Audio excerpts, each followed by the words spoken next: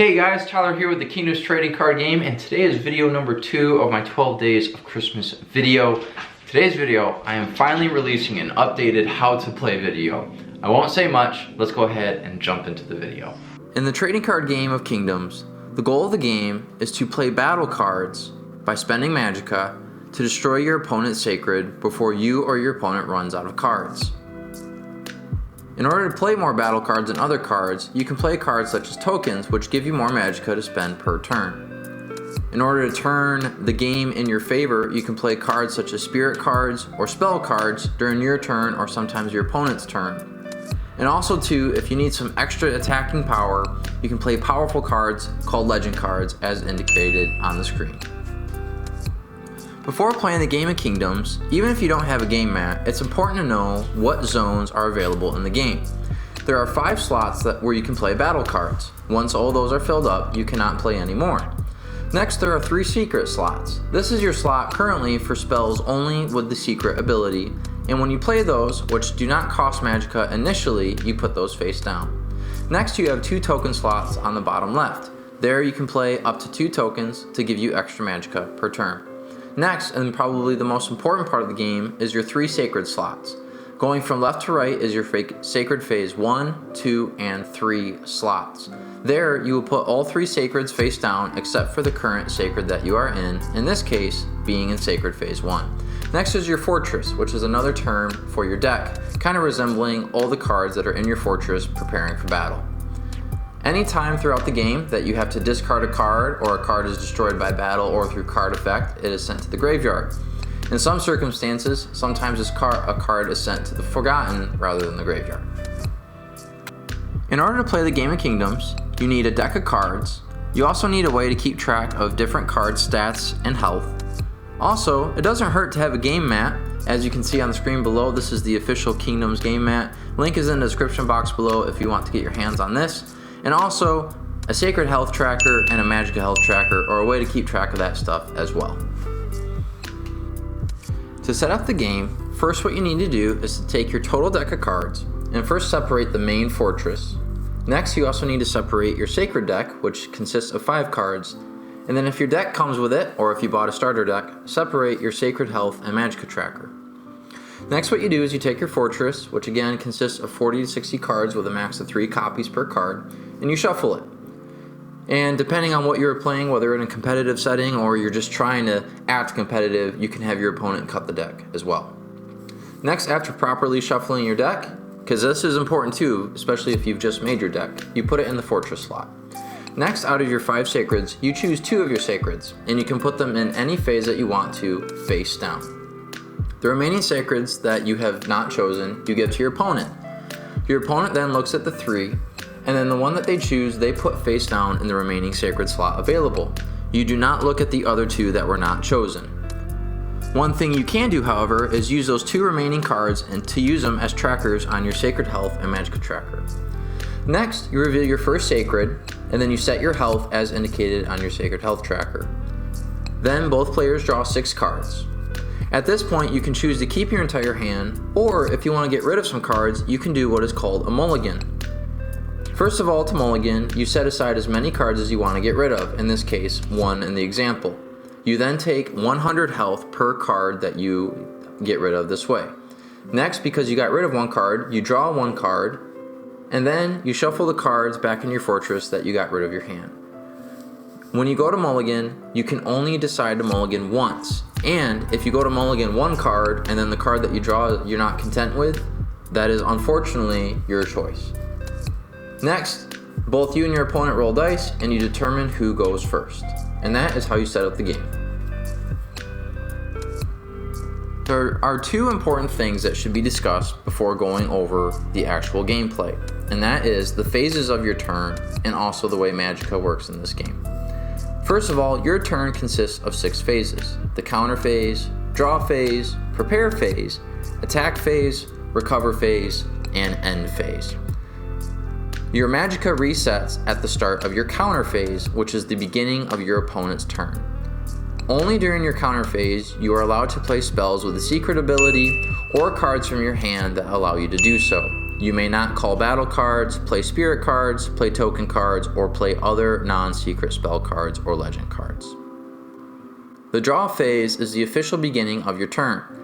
Unless a card tells you otherwise, you simply draw one card for your draw phase.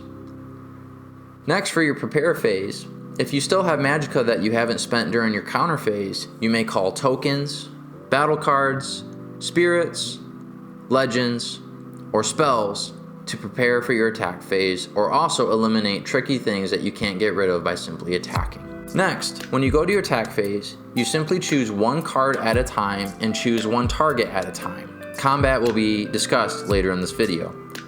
Next is your recover phase. If you still have any remaining magicka that you have not spent, you may spend so now by doing the same thing that you did during your prepare phase.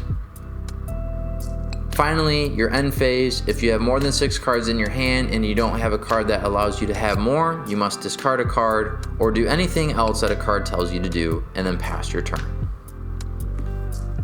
Finally, to discuss magicka, in the Game of Kingdoms, you have 5 magicka to spend per turn, and this resets and does not carry over. So for example, if you had 5 magicka that you did not spend on one turn, that does not mean that you have 10 magicka the next turn. You still only have 5. But if you have a token that gives you 3 magicka per turn, you now start with a base of 8 magicka per turn. The player who goes first does not draw to start their turn, nor are they allowed to attack. So they skip their draw phase and now they are in their prepare phase. Because you start with 5 magicka per turn, they can then choose to play a token if they can. They could play a battle card, they could play a spell, they could play a spirit. At that point, that is the extent of the first player's turn. For player 2's turn, they are allowed to draw a card for the draw phase. So player 2 begins by drawing a card from their fortress. Next, they can decide if they want to play a battle card, a token, or any cards that they are allowed to play from their hand. Some players, when they spend cards, they will drop their magicka down, or you can just simply leave it at a spot so that way you know how much magicka you have per turn. Player 2 is allowed to attack, so they can choose to attack a battle card, a sacred, or whatever. And then at the end of their turn, after the recover phase, if they have no cards left to play, or in this case, let's pretend that they have more than 6 cards in their hand, they have to discard a card and send it to the graveyard. Gameplay continues by each player taking their own individual turn, and the game ends when either an opponent's 3rd sacred is destroyed or someone runs out of cards.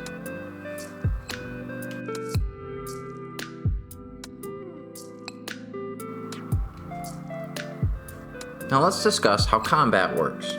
The way combat works is it is the attacking card's attack versus the defending card's health. In this case, let's pretend both players have a frontman on the field.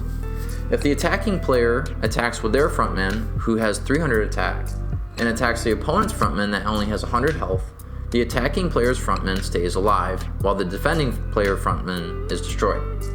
Now the same would happen vice versa if on the opponent's turn they attack with their frontman and attack your frontman, their frontman would stay alive while yours would be destroyed. Now let's use a different example where Outpost Tower has both 300 attack and 300 health.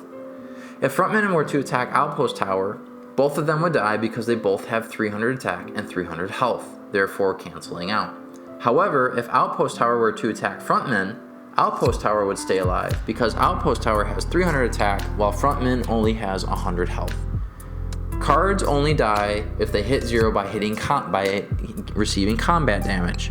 If a card reaches 0 through card effect or ability, it is not destroyed unless the card says so. But what about attacking a sacred? Sacreds behave a little bit differently because of the inherent ability that they have. Now the earlier sacreds are indicated by the ability bleed, but this will since change because it is just how sacreds behave. Nonetheless, when a sacred is attacked, their health is simply brought down and their health is not compared to the attacking battle card. Now in the Game of Kingdoms, there is something called sacred phases. As you can see on the screen, right now we are currently in Sacred Phase 2, which means that we could play Sacred Phase 1 and Sacred Phase 2 cards. Essentially, as the game goes on and as you are losing more and more, you are actually unlocking the ability to play more and more powerful cards to help you get back in the game. So some cards are allowed to be played in Phase 1, some in 2, some in 3. If you are all the way in Phase 3, you can play all phase cards. If you're in Phase 2, you can play Phase 1 and Phase 2. It is also important to note that if your sacred is destroyed on your opponent's turn, you do not reveal your next sacred until the start of your next turn before your draw phase. Now let's discuss building a deck. Now there are a couple things to keep in mind, and one is just the general rules in building a deck, but also the specialized rules depending on which format you are playing, which currently in the Game of Kingdoms there is only one way to play the game competitively. First of all though, in regard to building a deck, your deck can be a max size or a minimum size of 40 cards and a maximum of 60 cards. You're only allowed 3 copies per card, but some, in special circumstances, you are limited to only 1, such as Time Scribe, or 2, such as what will be indicated in a second, Successful Hunt. Now in terms of the specialized format, currently the only format in Kingdoms is called Unity format, which means that only kingdoms of the same spirit logo can be combined. The spirit logos are now popping up on your screen right now, and there are 3 spirits in the game, and these are the creators of the world of Engam, which all these kingdoms find themselves in, which is part of the story of the game. Marif is the one with the stars, Tanis is the one with the shield, and Borum is the one with the swords.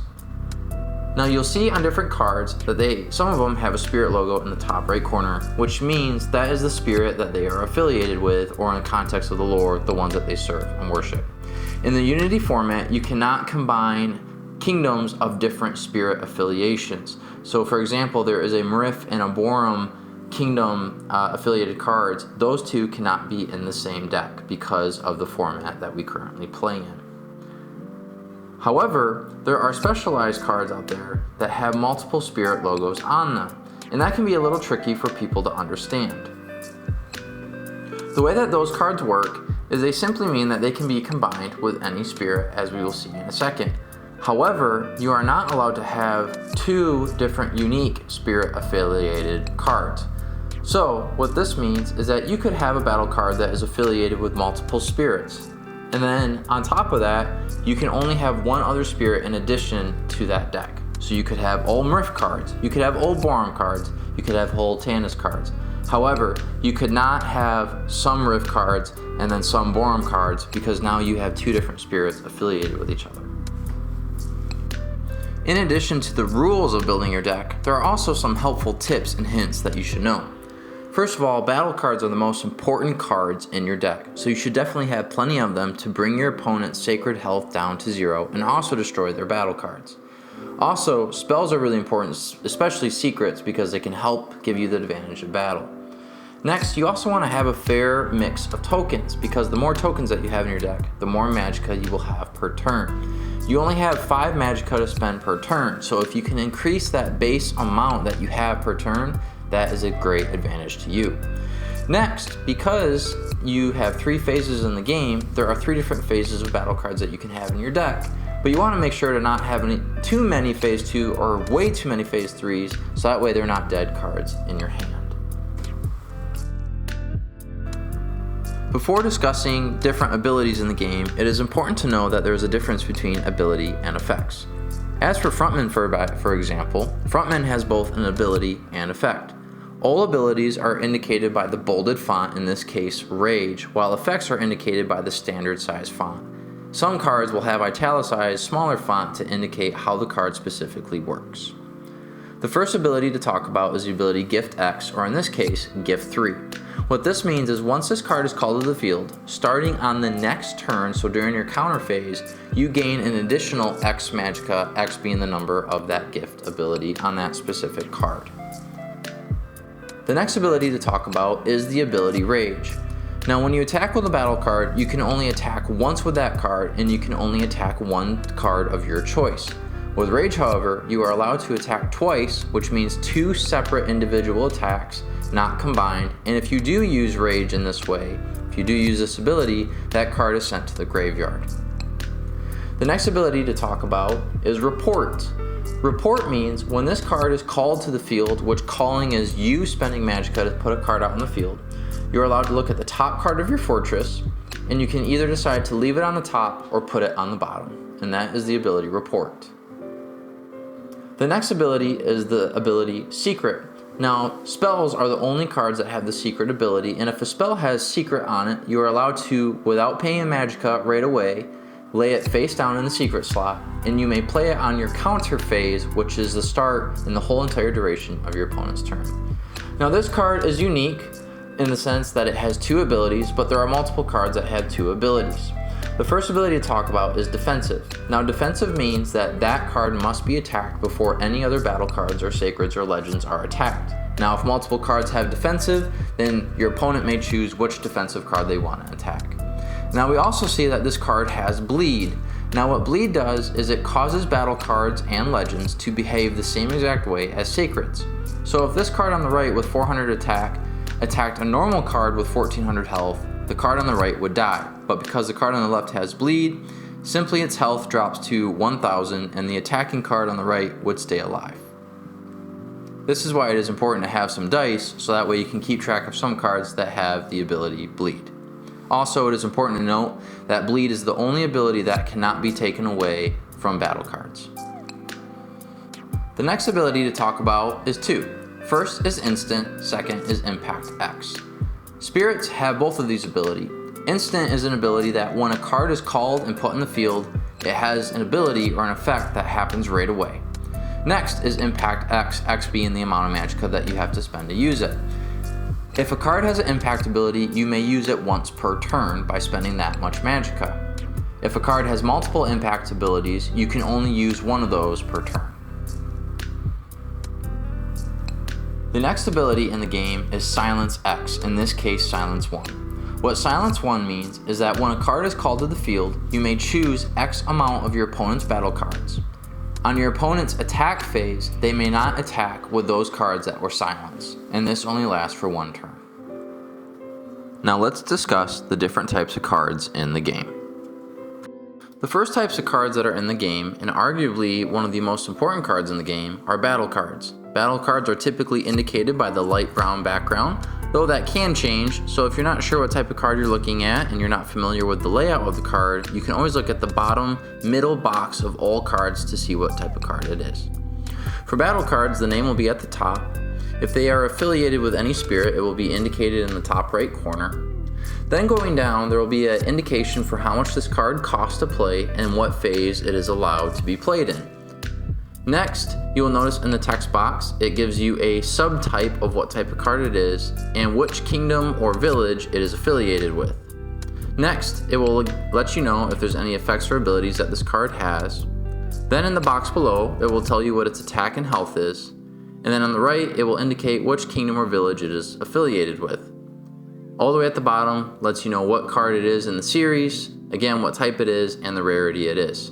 And for all cards, the rarity is not only indicated in the bottom right box below, but also by the number of the spikes on the card. If there is 0 spikes on the picture art, then it is a common. If there is 1, it is uncommon. If there is 2, it is a rare. And if there is 3, it is an ultra rare. The next type of card in the game are spells. Again, the name of the card is at the top. If it's affiliated with a spirit, it's in the top right corner. The card art, as always, is the main center. Next, it lets you know how much the cost of the card is. Spells are not limited to certain phases. Next, the spell indicates which kingdom or village it is with, and then also lets you know what the actual effect or ability of the spell is. Again, the card number, card type, and card rarity is indicated on the bottom. Next are tokens. Again, tokens, their name is at the top. If there's any spirit affiliation, it will be in the top right. Going down, it lets you know how much it costs to play it. Then if you go down, it also lets you know what subtype it is in the text box, and then what its effect and ability is. Next are legends, and legends are very similar to battle cards, the only difference being that they cost significantly more. Now, one special thing for legends that has not been covered thus far is that one thing that you can do to bring down the cost of legends is to actually sacrifice battle cards from the field that you have called and send them to the graveyard. So for example, if you call a legend that costs 15 magicka, but you send a battle card that costs 5 magicka to the graveyard that you've already called to the field, that legend now costs 10 magicka. The next type of card in the game are called spirits. Now spirits are a little bit different. And the reason why is that you actually don't have to spend Magicka to play them. You can actually free play them whenever you want except during your counter phase, and you simply just lay it on your Sacred. When a Spirit is played, its instant ability immediately takes effect, and you can also use one of its impact abilities once per turn. Again, for Spirits, and as with Legends, their names are at the top, any Spirit affiliation will be on the right side. Legends do have a Kingdom or Village affiliation, while Spirits just have loyalty to the greater spirits of the game. If your Sacred is destroyed, the Spirit that is attached to it is destroyed as well and is sent to the Forgotten because it cannot be brought back. And then lastly, and arguably the most important cards in the game, are Sacreds. Now, for story purposes, Sacreds represent important places, items, or things, or people to each of these kingdoms. So while war breaks out, these are the things that they hold most important to them, and as an enemy, those are the things that you want to destroy. All Sacred's names will be at the top with their Spirit affiliation on the top right corner. There will also be an explanation of what subtype it is. Any abilities or effects will be in the bold, as well as effects, and then it will also tell you what attack and health it has, as well as its Kingdom or Village affiliation. And now it's the time to talk about 3 advanced rules for the game of Kingdoms. While there are many other facets of the game, these last 3 things should help with any questions that you have when you go to play the Kingdoms trading card game. The first important rule or advanced rule to talk about is the difference between rally and call. Call is the action that you take by spending Magicka to play any type of card and calling it to the field. Rally, however, is when a card calls a card out to the field itself. The reason why it's important to differentiate from these 2 things is sometimes your opponent will play a card that prevents you from calling a card to the field, which this means that you cannot spend Magicka to call a card out to the field. However, you may have a card on the field with an ability or effect that allows you to rally a card out to the field. Now sometimes, especially older cards, they will just say call a card out to the field, but really, because it is a card calling out another card to the field, this technically is a rally. The next advanced rule to discuss is different terms that are found in cards' text box that give bonuses to different cards on the field, typically battle cards and legends. Some cards in their effects box use the word gain, while others use the words such as give, have, or has. If a card has in their text box the word gain, that means that the bonus that the other cards are given is permanent. So if that card giving the bonus is removed from the field from whatever cause, those changes remain permanent. However, if a card that gives those bonuses has the words such as give, have, or has, those changes are then taken away if that card that is giving those bonuses is removed from the field. The final advanced rule to discuss is card discrepancies. In order to solve card discrepancies, we use in the Kingdoms trading card game card authority. Now, even before you reach the card's authority, the way you can solve simple issues, and usually these issues come up when 2 cards have different effects that are conflicting with each other, usually it is the card that is played second that negates the previous effect. However, if you still don't know how to resolve the issue, the lowest authority is battle cards and legends, middle authority is sacreds and tokens, and highest authority is spells and spirits. So if there's a discrepancy between a battle card and a spirit, that spirit overtakes the effect of the battle card. However, if there's a discrepancy maybe between a sacred and a token, it is a matter of which one came first or if there's a different way to resolve it. Lastly, if there are any changes to a card made, meaning the text box was changed in order to make its effect make more sense, those cards are updated as you purchase the game. Or additionally, if you visit the website with the link in the description box below, you will see different rulings for individual cards if there's confusion around them.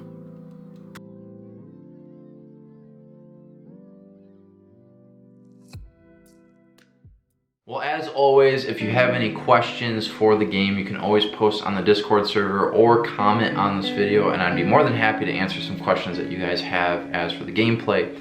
Really like how this video turned out, and I think this should be a good one for at least a long time until something gets changed or I just want to update it with some new card art or whatever. Do want to end this video with a Bible talk, and I do talk about the book of Ecclesiastes quite a bit. That's because I do enjoy the book. There is something in the book of Ecclesiastes early on where it talks about the person that is writing this, who's referred to as the teacher, talks about how they have done everything that the world has to offer, and yet they still felt empty. And so for me, when I'm working on this trading card game or I'm doing anything else in life, sometimes I can wonder or think, at the end of the day, what does this matter? And it's a good reminder, because God gives us all these things in this life to enjoy, but at the end of the day, the only thing that matters is God and people believing in God. And so I want to challenge all of us, no matter what age we are, as we go about through life, as we dream, because we can dream, and God allows us to dream, and He does bless us. He does give us things. Doesn't mean He's like some Santa Claus up in the sky that gives us things, but if you are mature and you hear what I'm saying, I think you understand what I'm saying. But there is so much more to what is just before our eyes. The stuff that we have, the success that we have, that stuff is all great. But again, at the end of the day, all that matters is our relationship with God and letting other people know about how great our Lord and Savior Jesus Christ is. I'll leave you guys with that. If you haven't already, please like and subscribe to the channel. Anything that I want you to know about is in the description box below. Stay tuned for tomorrow's 12 days of Christmas video. And whatever time of the day that you're watching this, whether it be the morning, evening, or night, I hope you have a good rest of your day. Thanks.